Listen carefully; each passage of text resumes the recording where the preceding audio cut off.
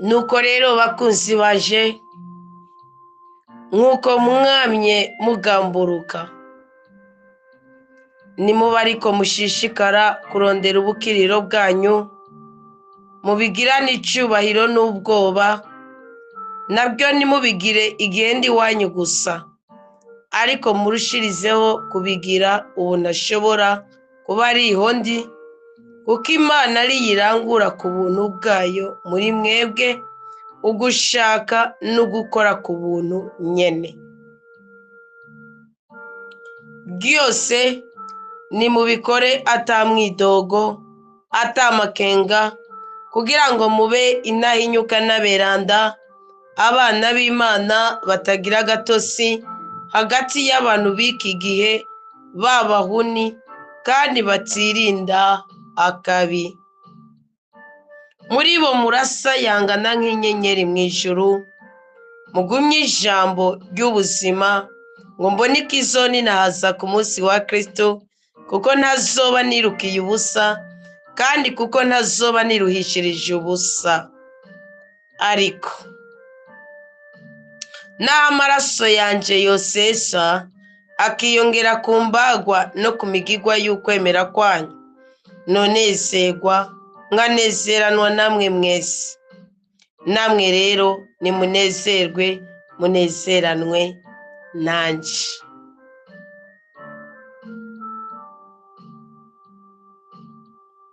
tugire Kristo murameze neza inema y'Imana ibe mu mitima ya twebwe ubwoko bwayo igwiriye rwose ububasha bwa rudasumbwa bwongeye ko inkomezi zanye n'ijuru n'isi ubushobozi bw'umwami w'abami bube muri twebwe abana ba rudasumbwa kandi bikorere muri twebwe ibitangaza ndabashimiye cyane rwose ndabakeje mwebwe twirirwanye mu mazamu atandukanye ndabasabiye umugisha w'Imana ndabasabiye umugwiza w'Imana ndabasabiye amagara meza ndabasabiye urukundo n'igikundiro kandi Imana mushobora byose yo yantoye ntari uwo gutogwa ibahe ibyo ndabipfurije ishingiye mu kuri kw'ijambo ryayo ryanditse muri Isaya 44 umurongo wa 26 niherekereza iri jambo ishingiye ku mugisha ndabaciye ko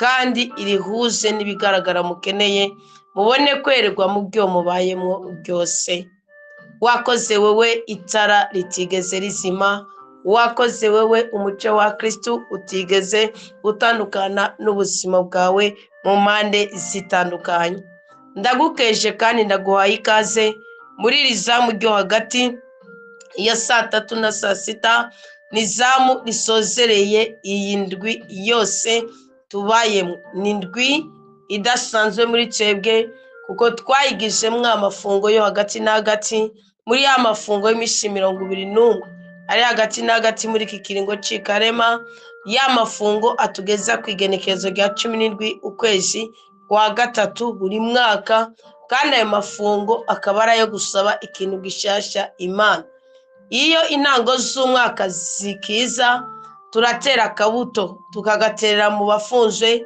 mu bagwaye mu mfubyi mu bapfakazi mu bagendana ubumuga butandukanye ariko noneho tukongera tukabagarira muri ico gihe niyo mpamvu ndabakeje kuko ndazi ko hari ibintu mwanditse musaba umukama hari ibyo amaze gukora mukabibona hari ibyo yakoze mutarabona kuko yarakuyeho impamvu ituma witwa ingumba hari igihe buriya kutabyara bivana n'impamvu nyinshi none hari igihe ngo Imana yakuyeho impamvu yahora itera utabyara iriteguriye ko umunsi umwe uzoza ubona wibungeze uharugwa mu bandi babyeyi igwe n'ikimenyetso nini nawe nashingiye ko umukamo uyu munsi twirigwanye kandi mwumve ngo nanezerewe ndindiranye ico gishika iyo nawe yo ku mugaragaro nawe nayishingiwe muki mwibanga ngo kuko hari umuhigo yahize ko azobanza kuzana kuri iki gicaniro none unarabona huva akirindiriye iyo nawe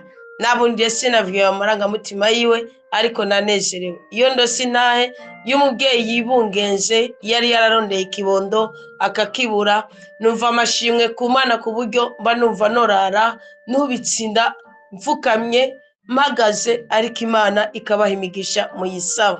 Mba numva ari wo munezero wanje, kuko ubundi ingabire Imana yangabiye, Imana igabira abigisha b'ijambo ry'Imana n'amashimwe akomoka mu marangamutima yabo ba Kristo baba bari kuri ico gicaniro. Ntibazobahende ngo abigisha b'ijambo ry'Imana ryanyu ngo barabarya, ngo baragirane, ngo nta kindi bakora.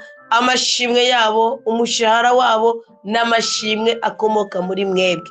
Imana iza kuduhezagira, ikatwereka yuko by'ukuri yadusigiye kuyivugira, yadusigiye kwamamaza iby'ubwami bw'ijuru, nta n'ikindi ikora. Ibakorera ibitangaza, ibaha imbyaro, ibaha urugo, ibaha urukundo, ibakiza indwara, ibaha akazi, ibakiza ubukene, igaca ibabibamwo umutima wo kugarukana 1/10 canke wo gushikana amashimwe canke wo kwitaho aboro, nk'uko muriko murabikora bwaduga kuri uyu musozi, ibirenge byanyu bizanye inkuru nziza, kandi ubwo n'ubuhanuzi bwamishe. None rero bakundwa b'Umukama, nongere ndabakeze rwose. Hari abo utwigoro twabo, agafumbire kabo, umwavu wo kubagarira bariko bawucisha mu telefone grande. Hariho n'abahigerera. Mwese ibirenge byanyu bigire inkuru nziza, n'ibiganza byanyu bigire inkuru nziza itangaje cyane. Paul rero abivuze neza, ariko nongeye kubashimira n'umutima wanje wose, kandi ashimiye Imana yo yababibyemo ako kabuto, ikabereka ko hari iciza gikomoka ku Mana muzokura kuri iki gicaniro cyo muri uyu muvukano wa studio restaurant Komera Kristo ni muzima. Paul rero yarabivuze, abivuga neza, aravuga ngo nuko rero bakonzi banje, nkuko mwamye mugamburuka, nimubariko murushiriza kurondera ubukiriro bwanyu, mubigirane icubahiro n'ubwoba, nabyo ntimubigira igende iwanyu gusa, ariko murushirizeho kubigira ubu nashobora kuba ariho ndi. Kuko icyo cyumviro cya kabiri mu nkundire gato ngice nkigarukeko. Paul ariko arababwira ati, nagiye mbabonamwo ubugwaneza. Paul yari ari mu gasho, yari afunzwe. Nagiye ndababonamwo ubugwaneza, kandi nagize ibyishimo mu mutima wanjye. None n'ubu nahari, ngo nze ndamama, ngo nze ndabonda, nze nagirane, mugende mubikore nk'uko mwabikora. Kubera iki? Mwuko mujya kumva icyo Paul yarababwiye, mwumvirije impamvu. Avuga ngo kuko Imana ari yirangura ku buntu bwayo muri mwebwe, ugushaka no gukora ku buntu nyene. Nta muntu n'umwe w'umwana w'umuntu yabyawe n'umugore yokwemera agatenge kiwe akagaheba, n'akaburuzi kiwe, n'agakanga kiwe, n'agaceri kiwe, n'udurage twiwe, agaheba udufaranga twiwe, ngo tuduganye ku musozi, ngo azosangira n'abatamakazi n'imfubyi n'aboro, atabihawe n'Uwiteka n'igikundwa, atari Imana. Niyo mpamvu ntukikiripabilize mu mutima.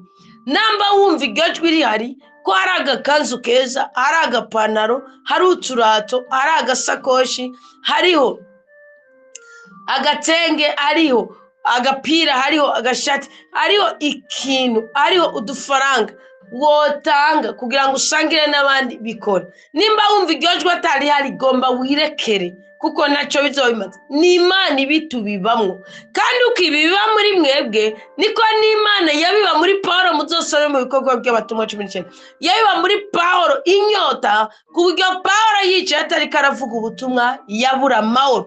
Paulo ntiyakangwa n'intuguta, ntiyakangwa n'amazi, ntiyakangwa n'inkoni yakubiswe, ngo avuge ngo ni umushefu ngo yakubiswe, ngo avuge ngo ni umwigisha w'ijambo ry'Imana yakubiswe. Ibyo bintu byose Paulo naco byari bihuriye ko nivuga butumwa ryiwe. Yavuga ati, no mu gukubitwa kwanje mwabyukirana mbaza uwugwaye kugenda musengera kire. Birimwo ivuga butumwa, birimwo ubutumwa, birimwo kurinda, birimwo patience, birimwo kwihangana, kandi nta mukristo adafise ico cyangwa cyo kwihangana, ashaka kugira ico yirata nibibaho. Bakundwa b'Umukama, ni Imana nyene amahoro yagutumye wemera ugaheba 1000, ugaheba 100, ugaheba 200, wemera ukavuga uti jewe rero imvura igwa cankita.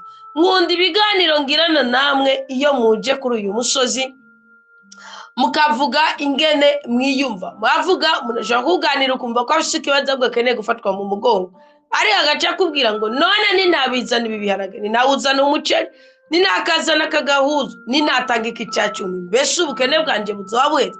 ahubwo reka ngeragereshe Imana ibyatubwiye tuyigeragereshe nayo igaragaze ubutungane bwayo. Ryo ni ryo jambo Dawudi yavuze, nicyo kiriko kiranyumya, ubundi muri kunkuza gusumba uko ndabwibaza. Dawudi yaravuze ngo garagaza ko Imana itunganye mu byivuga, nanjye nkubwiye umbabarire rwose kuko n'ubundi nagerageza amaho mu byane wansamiye.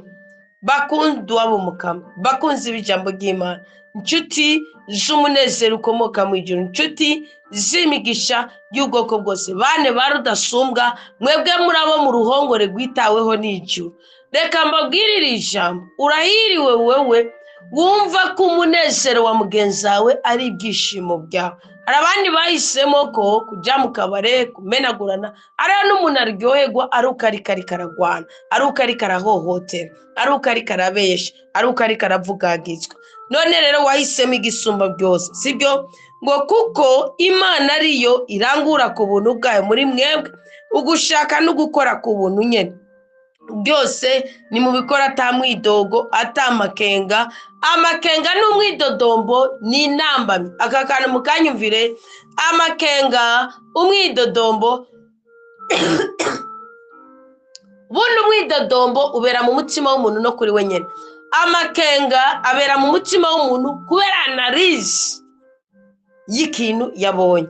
None rero mugabanye amakenga, mugabanye umwidodombo, kuko icyaha washize ku gicaniro naho umukozi w'Imana muri icyo jambo ry'Imana yogikoresha nabi, si we wogira uruhombo, ni we yogira uruhombo. Kukubera iki? Wowe Imana iba yamaze kubona akari mu mutima impamvu wabikoze.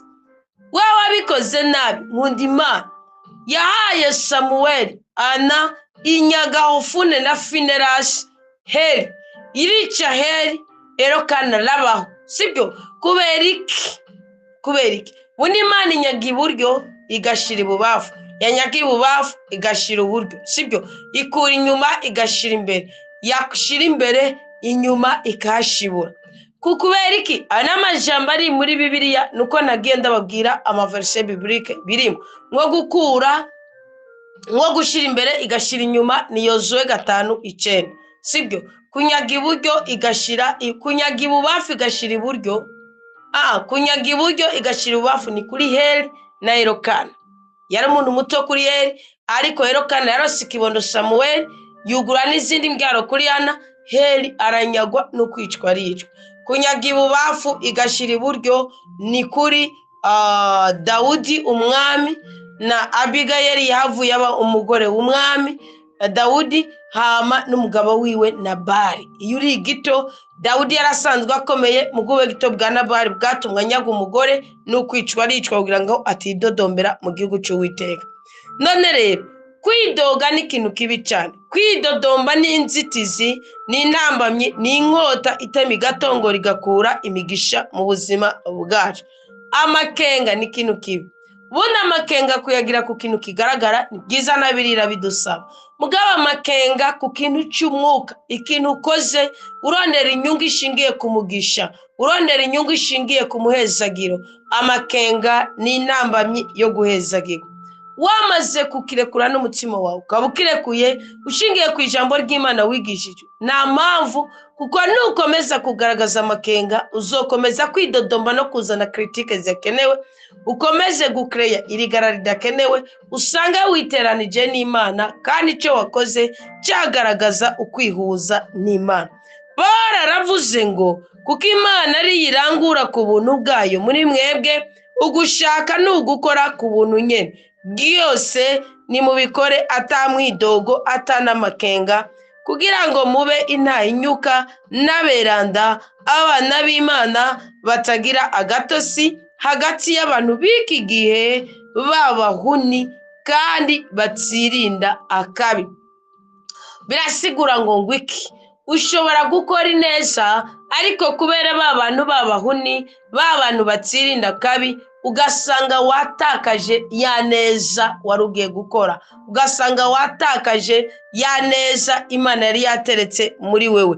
None rero utwo dutosi mutwirinde, kuko abantu bubu barayobya. Hari n'igihe Shetani ibona ko wakoze igikorwa cy'urukundo ikaguteza amaganya, ikaguteza ubukene, ikaguteza kwiganyira, ukumva umenga woganyira abandi bakagutwenga, turi ikigugu bakagutwenga, aturi indyarya bakagutwenga, ati ntacyo umaze. Kubera iki? Bamaze gusobanukirwa ko hari umugisha udasanzwe ugiye kuronka kubera icyo wakoze. None rero Bibiliya kikugira inama ngo icyuko uryo kwakoze ukubafunika ukimenya. Ariko muhumure, twe turabagirira icyo PDF, tukabagirira urutonde naho bihuriye, ahubwo umutima wawe urinde ubwibone, kuko Kristo yabivuze neza, muze mubitandukanye. Yavuze ngo nutumirwa mu rubanza ngo ntuzoba ari we wizamura, ari we wihagurutsa, uzoshikire kwicara aho ushikiye, hanyuma bakuzamutse. None rero Mukama wenyine amahoro akuzamutse, aguhe protokole, aguhe ibyiza, aguhe ibyishimo, ashingire ku mutima wo kutamuryajyanya kimwe muri 10, aguhe icyo umutima wawe wipfuza. Mugumye ijambo ry'ubuzima ngo mbone ikizo ninaza ku munsi wa Kristo, kuko nazoba nirukiye ubusa, kandi kuko nazoba naruhiye ubusa. Ubundi abigisha b'ijambo ry'Imana mwakujya ko umubyeyi agwa abyuka arondera icyo umwana yofungura, arondera uko umwana yoja kwiga, arondera uko umwana atokomereka mu marangamutima, niko n'abigisha b'ijambo ry'Imana duheza kuryigisha, tugapfukamira Imana tuyikomera amashyi, guherekeze amasengesho twasenze. None rero isengesho tugiye gusenga ni ryo guhorosha imyambi iriko irarumbira mu mutima wawe, iriko iragutesha impanuka, umva ko watawe, umva ko wacinyijwe, umva ko atacu maze, umva ko atacu urico, ariko urakiri, uri umwamikazi, uri umwami, uri udasanzwe, uri udahangagwa, kuko muri wowe hariyo ububasha bw'Uwiteka, muri wowe hariyo imbaraga z'Imana, muri wowe hariyo inkomezi z'Imana. Ni wowe kuzana amahoro mu gihugu, ni wowe kuzana amahoro mu muryango, ni wowe kuzana amahoro aho mu karere uherereyemo, ni wowe kuzana ibyiza, ni wowe kuzana ibyishimo, nibisaba ubutunzi bwinshi. Ubutunzi Imana irabwifitiye, niko yivugiye muri Zaburi. Yavuze ngo yaba nari nkeneye imbago ngo noziremeye jewe nyene, ngo ariko nkeneye ibivuye ku mutima bigaragaza ububasha bwanje, meze ndabuhirire, kandi inyuhiro yanje irakomeye gusumba ingemu yanyu. None rero ko inyuhiro y'Umukama ikomeye gusumba ingemu yacu, ndasabye ngo Uwiteka agaragaza ububasha bwiwe, abahe ashingiye ku gashishiro kanyu, muhabwe ibyo byose mwasabye Umukama, bwe mwagera kuri umusozi, cyangwa mu gihe mwitanga mugatanga ku gafumbire, n'igihe mwitanga mukareka kuryajyanya Imana kimwe muri 10, kandi hariho icyo mugikeneye. Mukugwe kw'indwara z'ubwoko bwose, mukugwe kw'ibisuzuguro by'ubwoko bwose, mukugwe kw'iminaniro y'ubwoko bwose, mukugwe kw'agahinda k'ubwoko bwose, mukugwe kw'icankiro cy'ubwoko bwose. Igikundiro gikomoka mu ijuru kibe kuri twebwe abana ba Rudasoma. Bora yaravuze ngo n'amaraso yanjye yoseseka akongera kuri izo mbago, akongera kuri iyo migigo, akongera kuri aya mashikanwa, ngo nta kindi na kimwe cyonezera kiretse kunezerwa na mwebwe mwese. Bakundwa b'Umukama, nta kindi Imana yadutoreye ni ukugira ngo ingumba mwiyumve, abagenda n'ubumuga mwiyumve, abarushe mwiyumve, kandi mugahengwa Imana itaraheza kuba ibyo mwayisabye. Mwe murinde imitima yanyu gusumba uko murinde imibiri, murinde ubutunzi bw'amarangamutima gusumba uko murinde inzahabu n'ifeza, uko murinde amakonte yanyu gusumba n'ibyo murinde ibiganza byanyu ntibigakora ibiteye isoni, murinde akanwa kanyu nikakavume kandi kamye gahezagira.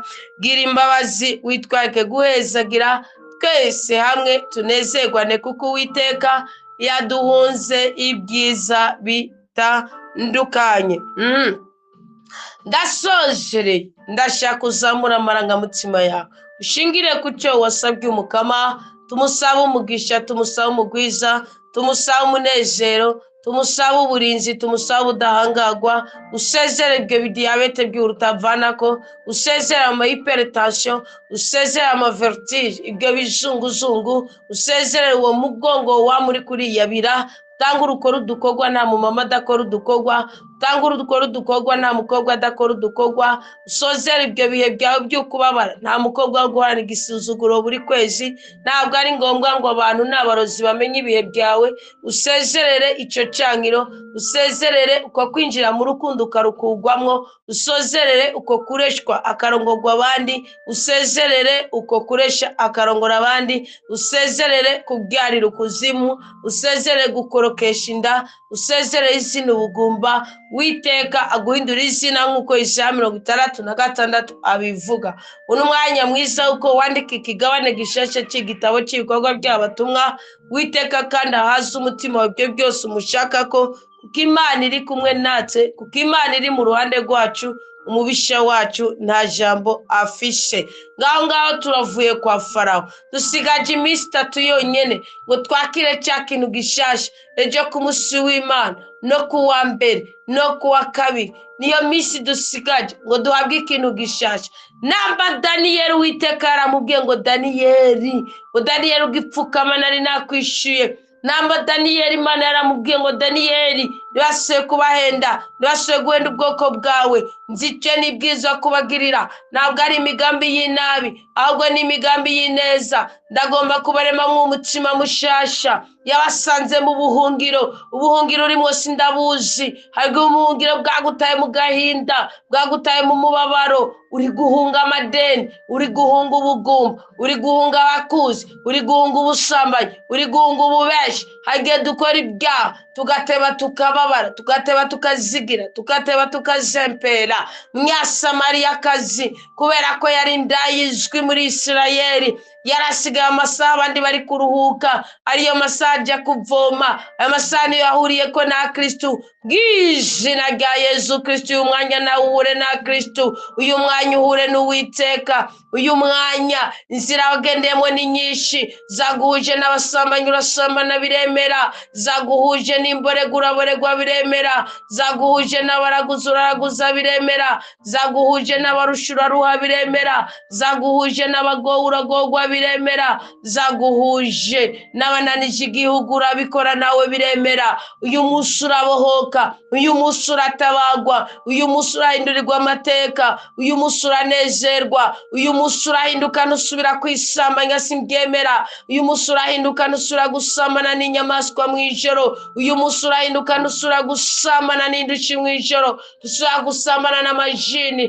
nusubira gusambana n'abadayimoni, nusubira gusambana Shetani, nusubira gusambana n'abapfuye. Hoyaye, uyu munsi nusubira gusangira n'abapfuye. Hoyaye, uyu munsi nusubira kwidodombera mu mutima. Uyu munsi ubwibone turawata, uyu munsi umujinya turawata, uyu munsi umubabaro turawata, uyu munsi icyangiro turakuraho. Mw'izina rya Yesu Kristo, abana b'Imana turabokuroga, abana b'Imana turaboguhezagirwa, abana b'Imana kunezerwa, abana b'Imana turabo gutabarwa, abana b'Imana turabo kubyara tugaheka, abana b'Imana turabo kwibungenga tukonsa, abana b'Imana turabo guheka tugatuma kandi tukaramura, abana b'Imana turabo kunezererwa mu rukundo rwa Kristo. Uyu munsi ibyaha byacu birarandurwa, uyu munsi amashetani arasekugwa, uyu munsi abarozi barabura ijambo kuri twebwe, uyu munsi abambuzi b'amahoro barabuyabuya,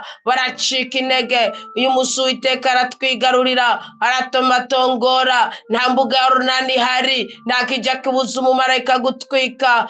Twika mu izina rya Yesu Kristo, utwika bonone ibyishimo byacu, utwika imbaraga z'umwijima, utwika imbaraga z'umwijima, utwika imbaraga z'umwijima. Ikirere cyo mu buseruko ndagifata, ikirere cyo mu buseruko ndagifata. Amasezerano yacu naseruke ku buzima bwacu, ikirere cyo mu bumanuko ndagifata. Intege nke zacu nizikugweho kubw'ububasha bwa mutima mweranda.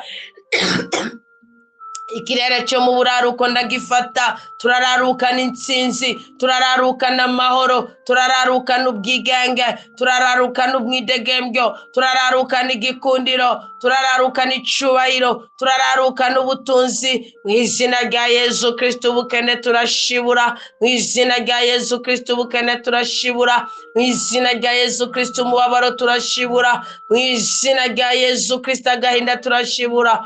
kama Yesu Kristo nuganze, ewe Yesu wowe ukiza abagwaye, ewe Yesu wowe ubohora ababoshe, ewe Yesu wowe uruhurira indushi.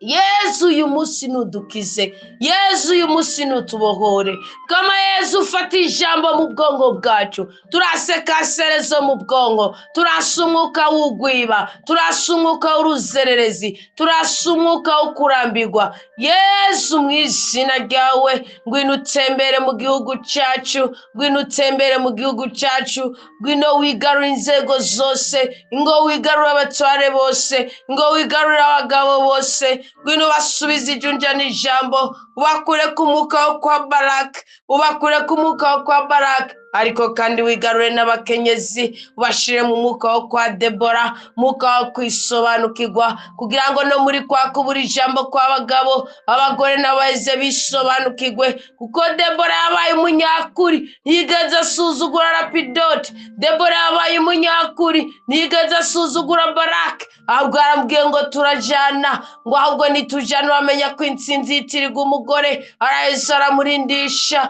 Mu izina ryawe Yesu Kristo umukunzi mwiza, nuzana ubwenge, ukwisobanukirwa, ubwitonzi n'ubudahangarwa mu bakenyezi b'abarundikazi aho bari ku mpande zine z'isi. Ndiko ndasengera abanyafurika bose, ndiko ndasengera ababatijwe bose, ndiko ndasengera n'abapagani ngo bahinduke, ndiko ndasengera n'abicanyi ngo bahinduke, ndiko ndasengera n'abagome ngo bahinduke, niboroshe ubuzima. Iyi si nawe ukwiye kuyigira umugenzi, niboroshe ubuzima. Iyi si nawe ukwiye kwiringira ibyamwa byayo, ahubwo nitwiringira ibyamwa dukomora kuri mutima mweranda, kugira ngo dushobore kubyamira n'abandi, kama Yesu Kristo umukunzi mwiza. Rabagize abakobwa bariko baragutakambira, barakubwira ngo turarambiwe n'izina ry'igisuzuguriro, barakubwira ngo turarambiwe nuko tutagira umuhamagaro. Barabegiza Yesu, barabegiza Yesu. Bamwe barakwitwara ko ngo warabahezagije akazi, bakubwira ngo bahezagije amafaranga, ngo ariko wabimye igikundiro, nico bagiyemo ngo nikimara kabiri nikibageza no ku ntego. Yesu hindura ibyase guhinduka, Yesu wahinduye amazi ukayagira umuvinyu, hindura ubuzima turimo uburyoshe, hindura imibereho yacu yigire mizima. Kama Yesu sinogera nakweretse imisore yacu, bakubwira ngo ubwenge turabufise, ngo araduteye iteka turiga amashuri, ngo ariko waduhuje n'inzovu, twahindutse imborego, duhinduka indaya, duhinduka abo gupfubura, ngo twarahindutse abatsinganyi tutabishaka. Kama Yesu nubagirira imbabazi, bagirira imbabazi. Waratubwiye ko utazosenya utabanje kutubwira, waranatubwiye ko no mu guhezagira uzotugisha inama ukabwira ngo nimwature imigisha, kugira ngo nanjye ndayerekeze ibabeko. Yesu ndatuye guhindurirwa amateka, Yesu ndatuye guhindurirwa izina, Yesu ndatuye kubohoka ku bana bacu, Yesu ndahamagaye ubwenge, ubugugu ndabwirukanye, Yesu ndahamagaye umwete, ubunebwe ndabwirukanye. Kama Yesu nugaze muri twebwe, turitwikirije amaraso yawe meranda Yesu Kristo umukozi mwiza, tuyatwikirije uburiri bwacu ngo wamwumire ugende, tuyatwikirije uburiri bwacu ngo amashetani yadukamvura akadutandukanya n'abakunzi agende, tuyatwikirije amasitoke yacu ngo nitugaherekwe, tuyatwikirije ibiganza byacu tugira umugisha n'umugwizi inyatsi zidukugwego, tuyatwikirije ubuzima bwacu. Genda mu bihimba byacu, turagiye kuryama, tegura kutugendera, uze muri bloke operacyari, ubohora ubuzima bwacu, ubaga ibibyimba biri muri twebwe, ukure kansere muri twebwe, ukure imigera yose muri twebwe, kura ubusaza muri twebwe, kura agahinda muri twebwe, kura imibabaro muri twebwe, kura ubukene muri twebwe, kura inzara muri twebwe, kura inyota muri twebwe, utubibe mu inyota yo gushaka Imana no gushaka mu maso hayo heranda. Urakoze kubitwemere kandi ukatugabira mutima wa mweranda, urakoze kugiye guhindura ubuzima bwacu tukanyotegwa gusoma ijambo ry'Imana no kurijanisha n'ubuzima bwa buri munsi. Urakoze ko hariho bishasha ugiye kudukorera, komeza utwubike ku ibiganza byawe, komeza ukiza abagwaye, genda mu bitaro, genda mu mihana, genda mu basaza, genda Yesu, genda Yesu, amarangamutima y'abana bawe bohora, imitima y'abana bawe kiza, ubuzima bwawe bw'abana bawe kiza, indwara zo mu nda kiza, indwara zo mu mutwe kiza, indwara zo mu matwi kiza, indwara zo mu maso kiza, indwara z'amenyo kiza, indwara z'imihogo kiza, sinezite nukize, neresiyatike nukize, febrome zose kiza, kanseri y'amakorodori terisi kiza, ama-infection vaginal sanguine kiza, Yesu kiza, ubugumba niwirukane, Yesu kiza, icyangiro niwirukane, Yesu kiza, ubukene niwirukane, Yesu kiza, imyenda nituyirihigwe, Yesu tabara, Yesu tabara, ibihago kuraho, ishano kuraho, ishano kuraho, ishano kuraho, ibiyaside byose kuraho, ubugumba niwirukane, uguhererwa niwirukane, Yesu, Yesu, Yesu mwana wa Dawudi, Yesu mwami w'ubuzima bwacu, Yesu mukiza w'ubuzima bwacu, Yesu gahimbare kacu, amahane niwirukane, amahoro aseruke muri twebwe, imibabaro niwirukane, umunezero uze muri twebwe, agahinda niwirukane, agahimbare gashinga imizi muri twebwe. Urakoze kutwemera izahabu n'ifeza, urakoze kutwemera imbabazi zuzuye, urakoze kutwemera umugisha n'umugwiza, natwe turagusezeraniye ko nutugabira tuzogabira abandi, nutugaburira tuzogaburira abandi, nutunywesha tuzonywesha abandi, nutuzigama tuzogukorera, nudukiza tuzogutambira, nudukorera ibitangaza tuzogushingira inahe, nuduha amafaranga ntituzokuryagenya kimwe muri 10, mu izina ryawe natuye ibyiza byose biva mu ijuru ku buzima bwacu, mwavuguruza icyitwa inabi cyose kiva ku bugome bw'isi n'abayo, kandi ni mu izina ryawe naramuye ibigaza nkakira imigisha yose, nkaheza nkayihereza abana bawe ikabagerako. Umva gusenga k'ubwoko bwawe, umva gutaka k'ubwoko bwawe, duhezagire ku izina rya Data n'irya Mwana n'irya Mutima Mweranda, uduhe imigisha y'ubwoko bwose, kandi tukwemereye kuba ingabo zawe, ni mu izina ry'ubutatu bwa Imana imwe rudende dukengurutse ibi byiza, tukanabizitirira mu bumwe, mu bucare, mu bubasha, mu bushobozi, no mu budahangarwa bw'ubutatu bwa Imana imwe rudende, kuko ni mwe mugaba w'ibyose, ni mwenye n'inganji n'ubu ni nazo, no mu myaka yose turahiriwe twebwe twabatoranye ko ububasha bwose. Amen, amen. Turabanyamugisha kandi turabana b'ubutatu bwa Imana imwe rudende, twarahezagiwe cyane.